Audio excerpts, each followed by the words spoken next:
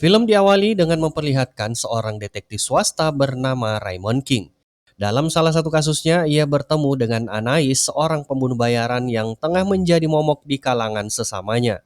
Namun bukannya meminta Anais menghabisi seseorang, Raymond justru menawarinya tugas yang berbeda, yaitu mencari seorang wanita bernama Edith Sanchez beserta putranya yang hilang tanpa jejak.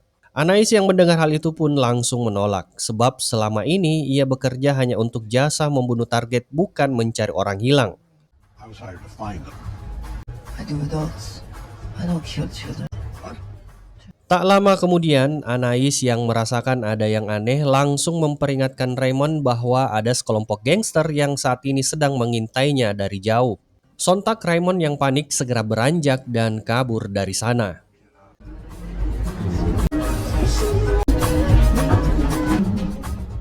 Di sisi lain, Anais meninggalkan tempat itu dengan tenang setelah sempat membantu Raymond menumpas para gangster. Namun meskipun berhasil selamat untuk sementara, keberuntungan tampaknya belum berpihak pada Raymond malam itu.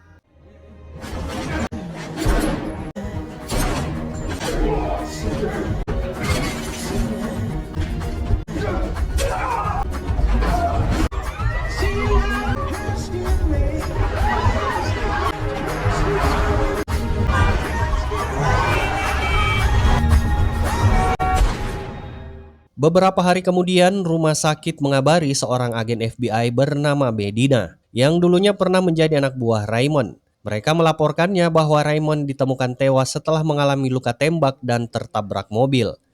Saat Medina datang untuk melihat jasadnya, pihak rumah sakit memperlihatkan tulisan di lengan Raymond. Pesan terakhir yang berisi permintaan agar Medina menghubungi seseorang yang dikenal sebagai akuntan. Find anything on him? No, will I? Setelah itu muncul sosok pria bernama Chris Wolf, yang ternyata merupakan akuntan yang dimaksud. Sejak lahir, Chris mengidap autisme, membuatnya sulit berinteraksi dan mengekspresikan diri di hadapan orang lain. Dalam kesehariannya, satu-satunya orang yang sering berkomunikasi dengannya adalah seorang yang disebut The Voice, yang selalu berbicara dengannya melalui telepon. Namun berbeda dengan kebanyakan penderita autisme, Wolf memiliki tingkat kecerdasan yang jauh di atas rata-rata. Saking jeniusnya Wolf, ia sampai kesulitan untuk melakukan interaksi sosial, terlebih lagi urusan dalam pacaran. Pernah suatu kali ia mengikuti acara Take Me Out versi Amerika. Tetapi semua peserta wanita menolaknya karena selama berbicara, Wolf malah membahas hal-hal logis dan topik akuntansi. Mirip-mirip seperti orang yang sedang melamar pekerjaan. No, no. Living anywhere permanently, this is for unclaimed appreciation. Well, it's a bit of a trade secret, a picture for unclaimed. Namun di balik penampilannya yang tenang, Wolf menyimpan sisi gelap yang tidak banyak diketahui orang. Selain berprofesi sebagai akuntan lepas, ia sebenarnya adalah pembunuh bayaran yang sangat terlatih. Demi menjaga identitasnya tetap tersembunyi, Wolf hidup berpindah-pindah menggunakan trailer, memudahkannya untuk kabur kapan saja. Apalagi saat ini ia masih menjadi incaran FBI. Christian Wolf on staff. Adegan kemudian berpindah kepada seorang mafia bernama Burke, dalang dibalik penculikan Edith Sanchez dan putrinya. Karena Raymond mulai mencampuri urusannya, Burke pun memutuskan untuk menyingkirkannya. Namun rencana itu tidak berjalan lancar karena anak buahnya Cobb justru gagal menuntaskan misi dan tidak berhasil membunuh Anais. Kegagalan itu semakin membuat Burke murka. Apalagi Anais adalah orang yang paling ia benci. Beberapa tahun sebelumnya, pembunuh bayaran itu pernah hampir menghabisi nyawanya. Turns to shit. Sementara itu di tempat lain, Medina akhirnya mendatangi Chris Wolf, sang akuntan, sesuai dengan pesan terakhir dari mendiang Raymond. Bagi Medina, Raymond bukan sekedar atasan, tapi juga sosok yang sudah ia anggap seperti ayahnya sendiri. Dalam pertemuan itu, Medina menyerahkan beberapa bukti penting yang berkaitan dengan penyelidikan. Ia tidak hanya berusaha mengungkap siapa dalang di balik kematian Raymond, tetapi juga bertekad menemukan keberadaan Edith Sanchez dan putranya yang masih hilang tanpa jejak. Medina kemudian meminta bantuan Wolf memanfaatkan kecerdasannya dalam menganalisis kasus yang rumit. Apalagi kasus ini menyangkut sahabat lamanya Raymond. Jadi ia merasa punya tanggung jawab pribadi untuk membantu. Dalam waktu singkat, Wolf berhasil mempelajari seluruh detail kasus hanya dalam satu malam. When they reached the border of Mexico, they boarded this train. At Studios Pizza. In the third year, chicks married, files separate. Keesokan harinya mereka berdua mendatangi sebuah pabrik pizza, tempat Edith bekerja sebelum menghilang. Namun pemilik pabrik itu bersikeras bahwa tidak ada karyawan bernama Edith Sanchez. Wolf yang sudah mencium kejanggalan sejak awal pun langsung menekan pemilik tersebut, mengancam akan melaporkan bisnisnya karena terlibat pencucian uang. Rupanya, Wolf telah mempersiapkan laporan pajak perusahaan itu secara teliti dan menemukan banyak keanehan.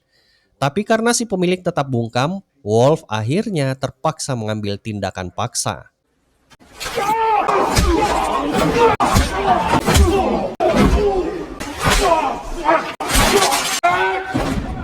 Karena sudah terpojok, akhirnya pemilik pabrik mengakui bahwa ia memang terlibat dalam praktik pencucian uang. Dari pengakuannya terungkap bahwa uang tersebut berasal dari jaringan perdagangan manusia. Fakta itu membuat semuanya mulai terhubung. Sindikat inilah yang tampaknya memiliki kaitan erat dengan kematian Raymond serta hilangnya Edith Sanchez dan putranya. Setelah memperoleh informasi dari pemilik pabrik, Wolf segera menghubungi adiknya yang bernama Braxton. Perlu diketahui, Braxton juga merupakan seorang pembunuh bayaran profesional yang sangat terampil.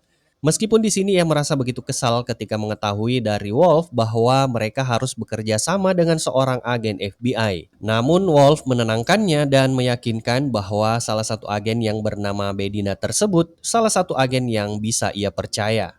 Singkatnya, Wolf meminta bantuan Braxton untuk berbicara dengan para wanita yang diduga menjadi korban perdagangan manusia. Namun berbeda dengan Wolf, Braxton yang tidak memiliki autisme jadi bisa lebih mudah berinteraksi dan tahu cara menghadapi mereka. Tujuan mereka sederhana, yaitu mencari tahu keberadaan Edith yang menghilang secara misterius. Sayangnya sebagian besar wanita itu tidak tahu kemana Edith pergi. Akan tetapi tiba-tiba salah satu dari mereka akhirnya memberi petunjuk para korban yang diculik.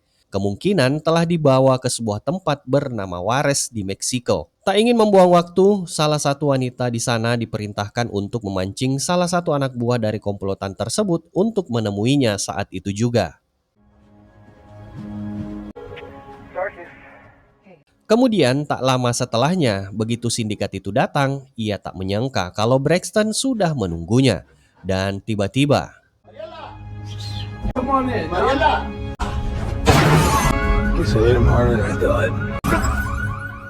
meski begitu Medina tidak menyetujui cara-cara kekerasan yang mereka gunakan, terutama hingga melakukan penculikan. Namun Wolf tetap bersikap acuh karena baginya yang terpenting adalah kasus itu cepat bisa diselesaikan.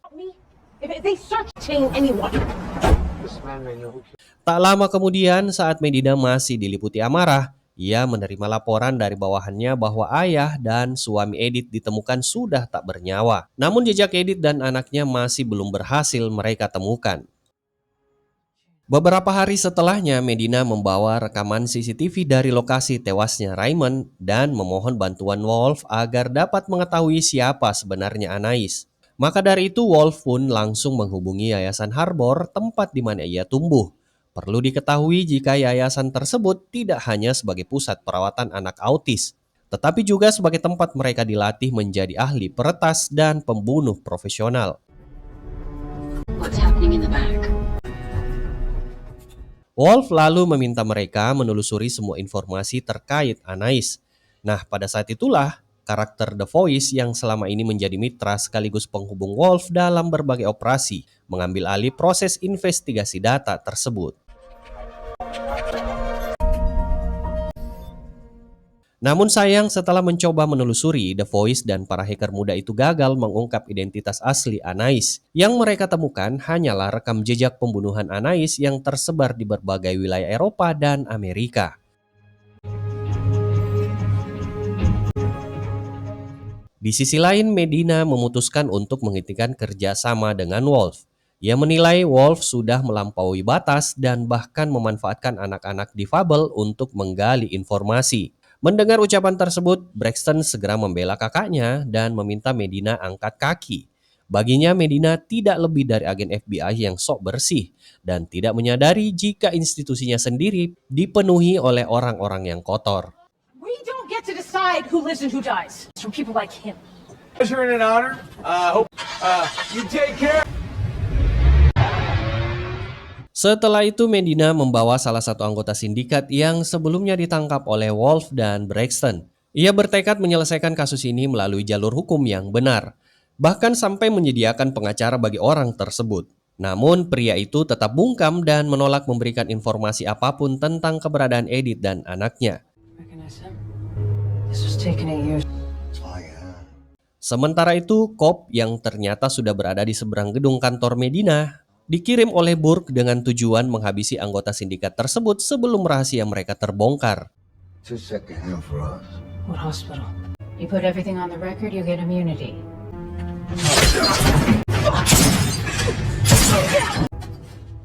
Di tempat lain, Wolf dan Braxton terlihat berbincang dengan serius setelah sekian lama berpisah. Di situ, Braxton mengungkapkan jika Wolf tidak benar-benar merindukan dirinya, padahal mereka sudah dipisahkan sejak kecil. Berhubung kondisi autisme Wolf, secara langsung ia memang agak kesulitan untuk mengekspresikan maupun memahami emosi, seperti kebanyakan orang normal lainnya. Makanya Braxton yang tak ingin melihat kakaknya antisosial, ia pun mengajaknya pergi ke bar dan mulai mengajarinya cara merayu wanita. Bahkan menjanjikan trik yang katanya ampuh sampai bisa check-in bareng. First thing he said, "You just like surrender." Ketika Wolf akhirnya mencoba mengajak wanita itu ke motel terdekat, tiba-tiba 3 preman muncul dan mengganggu dan menganggap Wolf pria culun yang tak berguna. Alhasil setelah mendengar ucapan itu yang terjadi.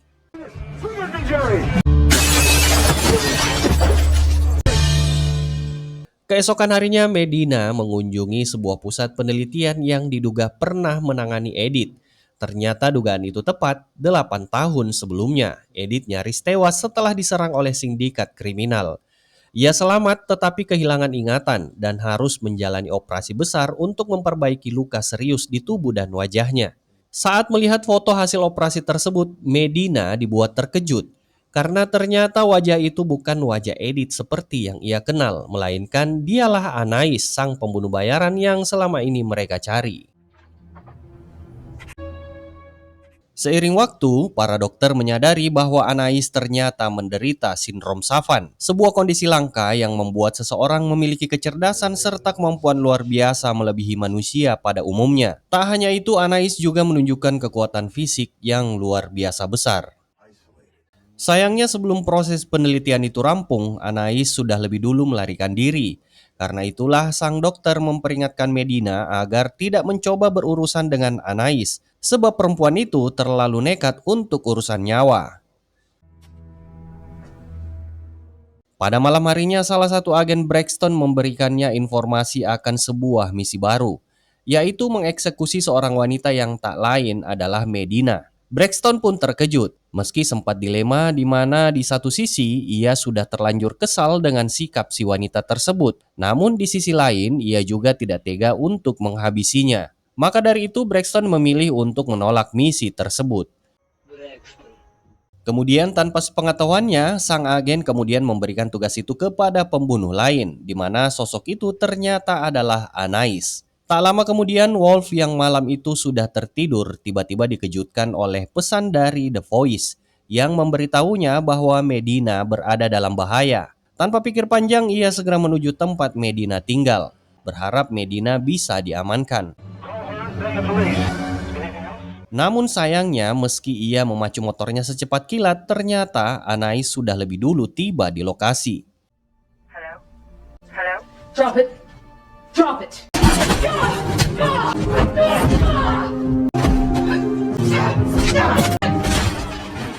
Dan ketika Medina sudah terpojok, serangan Anais tiba-tiba terhenti setelah ia melihat sebuah foto yang mengingatkannya akan sesuatu. Memori ingatannya kembali perlahan di mana 7 tahun yang lalu diingatannya, ia dan keluarganya diculik dan disiksa oleh kelompok Burke yang nantinya akan diperdagangkan di Amerika. Akibat kenangan itu, Anais tak kuasa menahan air matanya.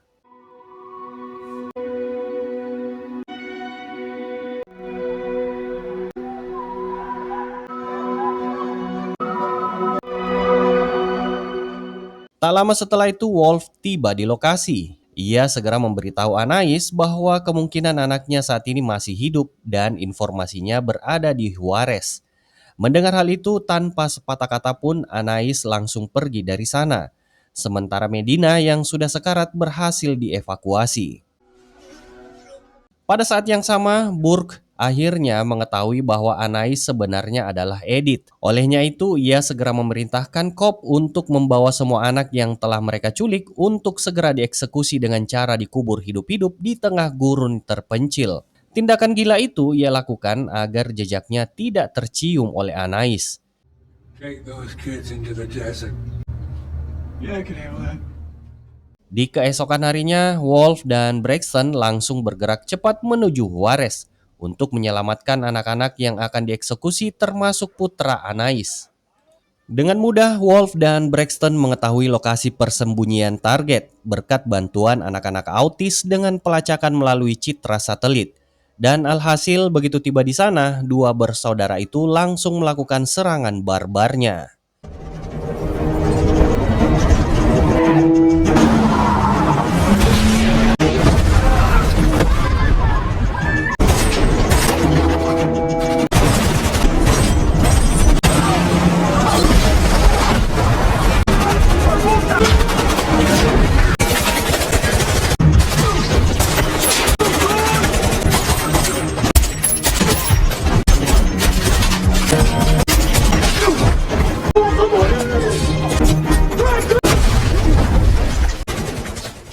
Meski hanya berdua, Wolf dan Braxton tak sedikit pun menunjukkan rasa takut menghadapi Cobb bersama puluhan gangster yang bersenjata lengkap.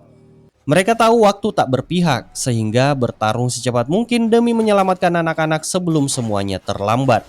Namun nasib buruk menimpa mereka. Di tengah baku tembak sengit, Braxton ternyata terkena peluru yang dilepaskan oleh Cobb. Wolf langsung panik begitu melihat adiknya terluka parah. Tapi Braxton mengatakan untuk tetap fokus mengejar Cobb dan menyelesaikan misinya.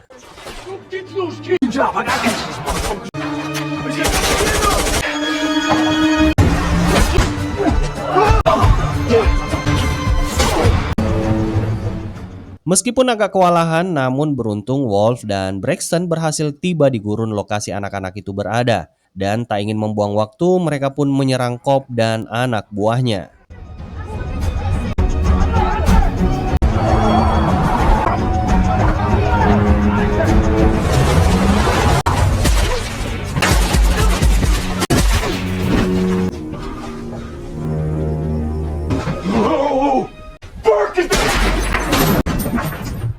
Di sisi lain, Wolf dan Braxton yang cukup terlatih akhirnya berhasil mengalahkan para penjahat tersebut dan menyelamatkan seluruh anak-anak yang akan dieksekusi termasuk anak dari Anais.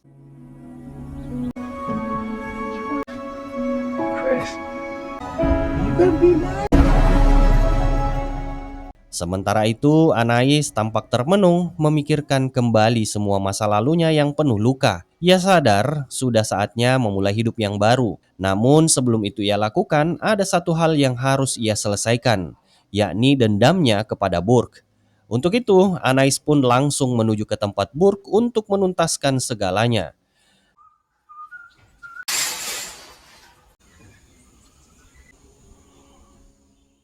Di waktu yang hampir bersamaan, Medina yang kini sudah pulih datang ke Yayasan Harbor.